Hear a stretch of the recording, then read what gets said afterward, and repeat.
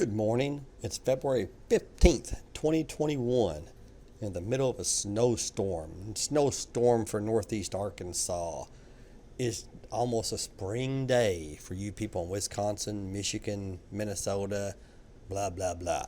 But anyway, last week, a week ago today, I went to Aurora, Missouri to buy a new for me used car. I would have taken some video of the trip, and I did some, but very little. But not much because my EV hating cousin drove me up there, and he was following me home in his truck.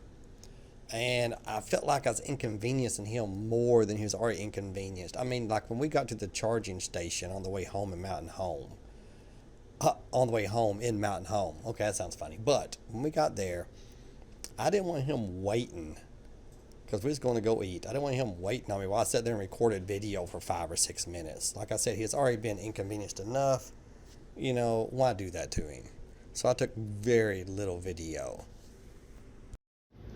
I would like to thank my EV hating cousin for taking me. He might hate EVs, but he's always there for family. If you need something. And so anyway, he took me 9 hours round trip. Not counting the time we were stopping to charge. That's if we drove straight, 9 hours of driving time. It wound up being a 17.5 hour day for me. It wound up being about a 15-hour day for him. But anyway, it was a mess. But I went to get this right here, 2017 Chevrolet Bolt, B-O-L-T. It had just shy of 23,000 miles, high 22s. And I love this color. Orange. I call it burnt orange. I think officially it may be called sunburst, maybe. Somewhere I've heard that. Beautiful color.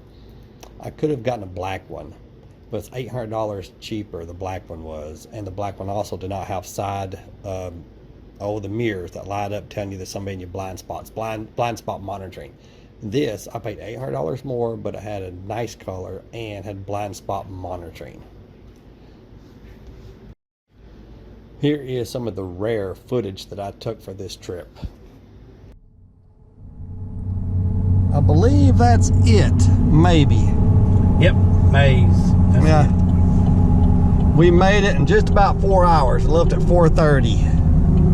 Geez, that's a lot of cars for a town with a population of 7,000 people. Yeah, see, it's right here by the stoplight. I figured. 7,000 people in this town, and it's supposed to be a really popular dealership. People from, by George, they better have an orange boat plugged up or it's going to be a mess. There it is, hooked to the level 3 charger, now available to the public. Y'all must sell a lot of these here. We really do. At one point we were able to get a big supply of them. So once we did that, we kind of became like the big AV dealer in the area. Right. We've just been getting as many as we could. Where I live in Jonesboro, they usually keep one on the lot, and it's always a premium model. Okay, exactly, yeah. It took longer at the dealership than it should have, because when we got there, they kept paging our salesman, and I bet you he just would not show up. Now, he might have been legitimately busy, but I would have thought he would have called the secretary to let her know what his delay was or get us some help somewhere else. We probably stood around for 30 minutes waiting on him to answer page after page. Finally, somebody else took over, and they kind of got the ball rolling. Then our salesman did show up. But plus I asked him to make sure it was fully charged. He did not. Electric cars charge really fast on level 3 from 0 to 80%, but not that fast from 80 to 100. It was charged to about 80% when he plugged it up. About 95%, I gave up, lost patience, and just took it, left. But if it had been charged to 100%, I may not have had to stop at my EV hating cousin's house 30 miles up the road from my house, for 2 hours. I may not have had to.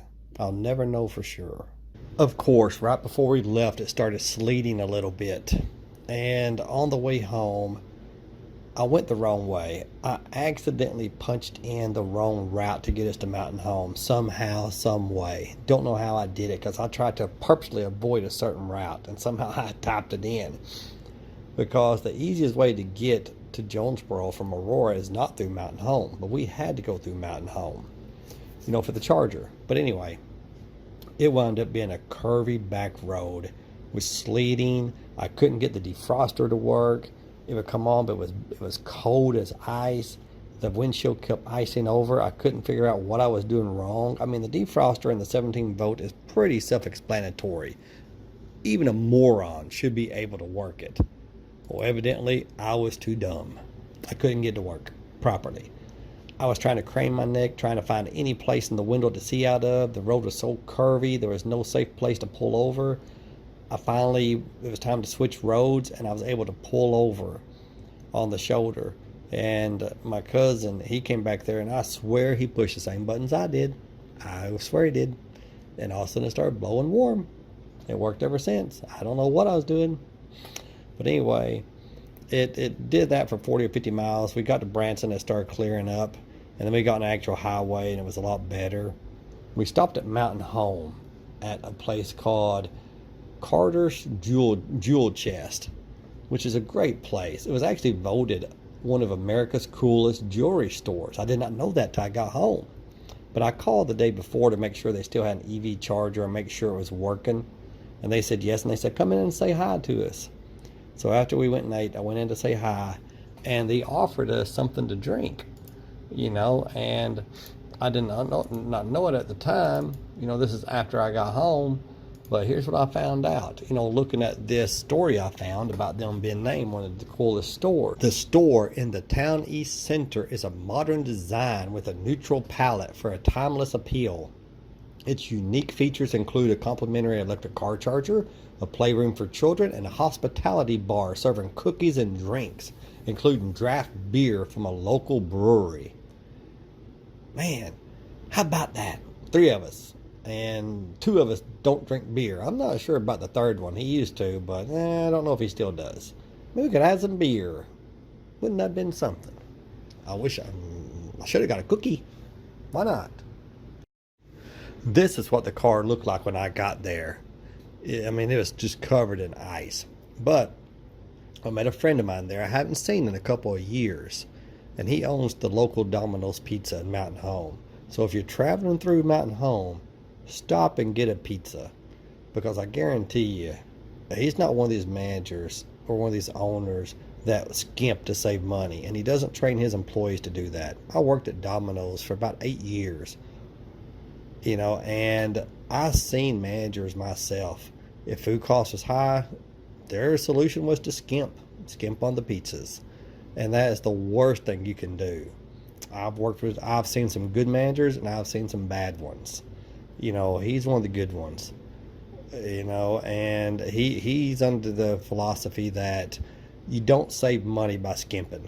It actually costs you money when you don't do things right. It actually costs you. So stop at Domino's and Mountain Home and give them a try. Stop at Carter's Jewel Chest, and if you need some jewelry, support them, buy something, If not, then you can at least stop there and charge. It's a really good place. And we ate lunch.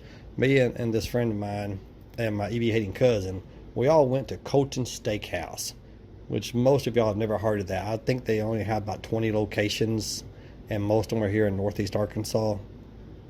But man, it's good food. Oh my gosh. So we finally headed home, and when we got to the spot where I had to turn off to go to my cousin's house in Walnut Ridge, or keep going straight to get to my house in Jonesboro, I had, I think, 28 or 29 miles of range left, and it was the exact number of miles to my house according to the GPS. It was going to be super close, but no, I couldn't do it, too risky. So even though his house was about 4 miles out of the way, now think about this, level 1 charge, I get about 4 or 5, if I'm lucky, 6 miles an hour. His house is 4 miles out of the way. Just going to his house meant I would have to charge for an hour just to make up for what I lost to get to his house. But I had no choice. I wound up at his house for 2 hours. and I should have stayed another 30 minutes because, man, I barely made it home. When I did make it home, well, actually, I was watching the GPS and I was watching my guessometer, and when I left, the GPS said I had about 6 miles more than the guessometer said I had. So I had 6 extra miles to make it home. Then I no more got on the driveway and it switched to 5. I no more got on the next street and it switched to 4. So I started getting a little bit worried. And then I got stopped by a train. Ugh. But anyway, I watched it go from 4 to 5 to 6. And I started feeling better. But with 12 miles left on the GPS with the 8 miles left on the wait a minute, let me get this right. With 8 miles left, according to the GPS, till I got home, I had 12 miles left of range. 4 miles to spare. 8 miles to home, 12 miles of range. Then all of a sudden the range disappeared and said low battery, charge now. But even though when it did that, I knew I had 4 extra miles, I was still just a little bit worried. I got home just fine, though. I got home with it flashing low, charge now, low, charge now. You're a moron. You're going to wind up on the side of the road, you idiot. Why don't you charge me? Was pretty much what it was saying. But I got home, glad to be home, 17 and a half hours, plugged up. I've got the car home now, so everything's fine. I will do more of a review of the dealership later, probably. And, and I'll do some reviews on this car, but that's pretty much it. And it was a long day, and my only other choice was to pay $450 to ship it. And my cousin swore up and down he didn't really mind going. He said he didn't mind too much at all. But I did pay for his gas, of course. And I was supposed to pay for his lunch, but my friend in Mountain Home took care of that. Yay! All in all, it cost me about $100 to go pick it up and bring it home. So it saved us $350. So 17 hours to save $350. I guess that's not bad. But it was a cold day because I didn't run the heat. I didn't run the heat hardly at all. It was cold and miserable. But saved $350. So cool. All right. You have a great day. Thanks for watching. And remember, chicks dig scars on electric cars.